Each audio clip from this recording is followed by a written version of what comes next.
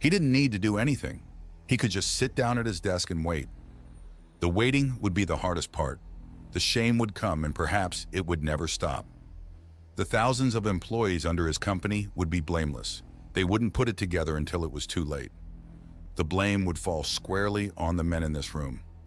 For the last 150 years, the painstaking process of terraforming the exoplanet Gupta-2125 had fallen on his company, James Adelaide Space Innovations. The process had been beyond revolutionary. Entire fields of science had to be reworked and expanded to make this possible. Biologists, physicists, engineers, even sociologists, if you could believe it. Hasi had metaphorically and physically moved mountains, lifted continents, and gripped the heavens. Now they were about to cross a threshold that was more terrible. It began with the process they had painstakingly perfected, the use of railguns alongside complex mathematical equations to physically push celestial objects into the places they needed. Gupta-2125 hadn't even been in the habitable zone of its binary star system when they'd started the most expensive and daring undertaking in human history. But by the time they were a third of the way through, it had had water, a moon, and an ocean to support the next phase. Packages of smaller crash-resistant seeds and other small life forms were introduced over the course of months. Within 30 years, the ecosystem was taking hold, and within 20 more, they were ready for the station. The station was created in two parts. The first was by launching the necessary materials and people into the now living biosphere via the railgun system. Then they would make preparations where the station itself could be assembled and in turn launched back into the upper atmosphere. From there, it would be a silent observer that would look over the world in its burgeoning crucible of life. 200 of the finest men and women to help foster stable growth. Until now, the project had been the new inspiration for the human race.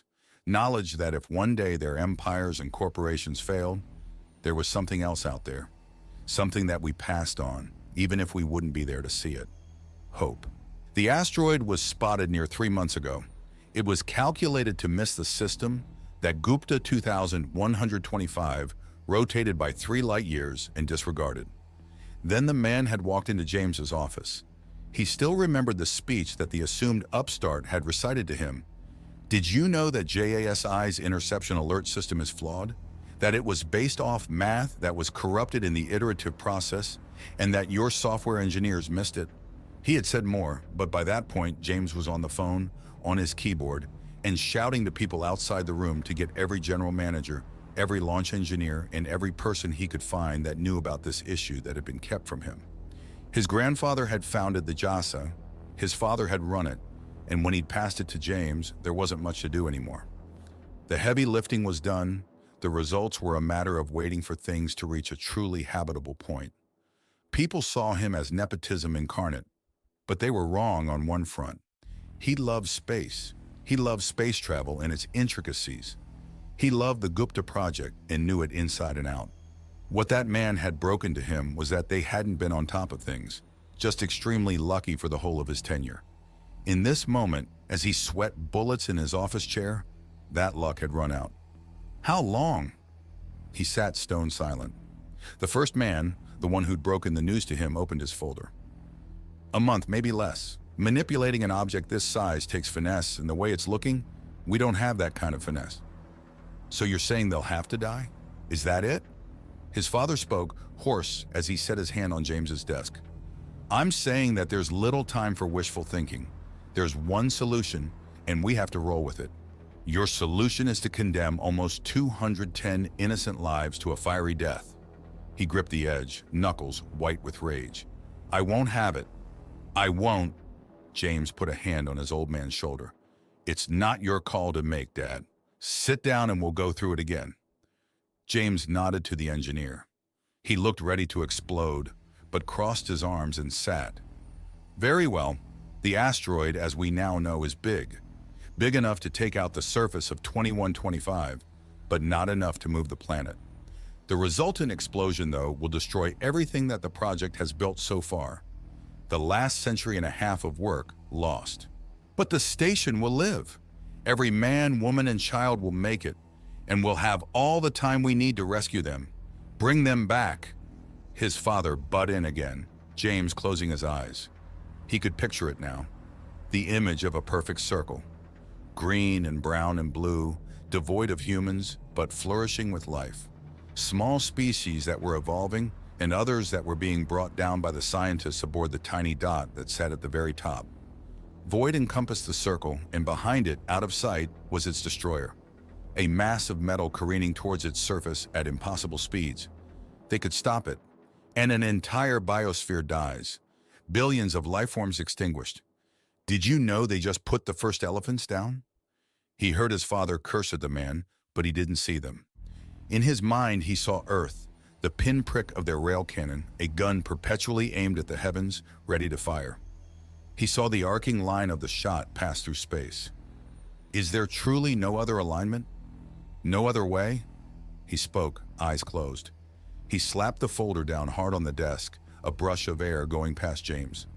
There's no calculation we've run that results in an interception. We can't knock it off course from any other position, because 2125 is blocking the field of view. James held his temples. In his mind, he saw the station in that direct line of the shot. We can't move the station itself off course? Communications take too long. We'll have already needed to fire the shot before sending the message. Even with the speed of light, it won't make it in time. His father gripped the chair. So that's it then? We shoot through our own station, vaporize everyone aboard, and what happens? He opened his eyes to see his father staring neutrally at him. The engineer crossed his arms. The shot shears off a good bit of the meteor, and it tilts, moves away from 2125. The planet is saved. James tapped a finger. What about sending them down to the planet? Would they have time to? One look from his dad silenced that possibility. There was no third option. We can't do this. James spoke. His father breathed a sigh of relief. But it was the engineer's fist that hit the desk this time. You have to. You cannot condemn an entire world just because of one station. His father stood up to swear again, but he went on. Think for a moment. An entire planet filled with life. A planet. You can't condemn it any more than you could those people's lives. How do you think they will feel when they see the fires of an apocalypse claim everything they built? Everything their children built? Everything. How will they feel when they explode from the inside as you kill them? He turned over to confront the man. You have no say in this. It's up to him to make the call. I looked at him.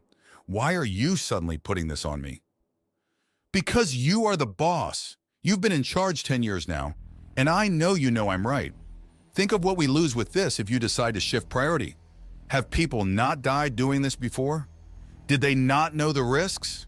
Every man on that station knew from minute one that they would be in a situation that could end in disaster at any moment, yet they still chose to be pioneers, and pioneers don't always make it west.